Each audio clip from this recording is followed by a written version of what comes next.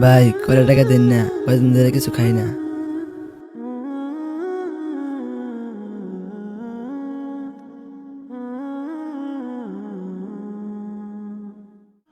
Hello আম্মু। না, তোমার পাপা তো একটু ব্যাংকে আসছে একটা কাজে, একটু পরেই চলে আসবো। তোমার আম্মু কোথায়? তোমার আম্মুর কাছে একটু দাও। তুমি তো আমার অ্যাকাউন্ট থেকে টাকা খরচ করো, আমার তো বারবার সাইন দেওয়া লাগে, তাই তোমার জন্য একটা পার্সোনালি অ্যাকাউন্ট করলাম। আচ্ছা ঠিক আছে, আমি তোমাকে বাসায় এসে সবকিছু বলবো। এই রিক্সা, হ্যাঁ তুমি যেন কি বলছিলে ওটা আমার মাথায় আছে।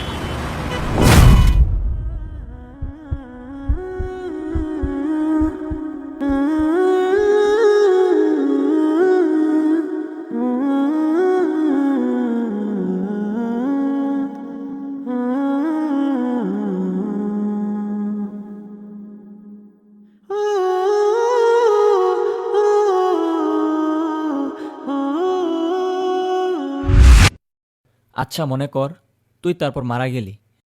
এখন তুই কয় টাকার মালিক? একটা কারণ না। না, তুই 10 টাকার মালিক। কিভাবে? ওই যে তুই ব্যাংকে টাকা রাখার সময় একটা ভিক্ষুককে 10 টাকা দান করেছিলি। হ্যাঁ। ওই 10 টাকা আল্লাহ তাআলার ব্যাংকে জমা হবে, যে 10 টাকা মৃত্যুর পর কাজে আসবে। আবার সেটা আস্তে আস্তে বৃদ্ধি পাবে, কেননা সেটা আল্লাহ তাআলার ব্যাংক। এই যে দুনিয়াতে তোর এত ধন সম্পদ টাকা পয়সা রয়েছে, এটা কি তুই নিয়ে যেতে পারলি? না। হ্যাঁ, নিয়ে যেতে পারলি না। এবং যেই টাকা তুই ব্যাংকে রেখে আসলি সেটাও তোর স্ত্রী সন্তানরা বুক করে ফেলবে। দিন শেষে এই টাকা পয়সার মালিক তুই না, প্রকৃতপক্ষে তুই ওই 10 টাকার মালিক, যে টাকা তুই দান করেছিলি। হ্যাঁ বন্ধু, তুই ঠিকই বলেছিস, তোর এই উদাহরণ আমার চোখ খুলে দিয়েছে। চল আমি আমার টাকাগুলো দান করে দিব।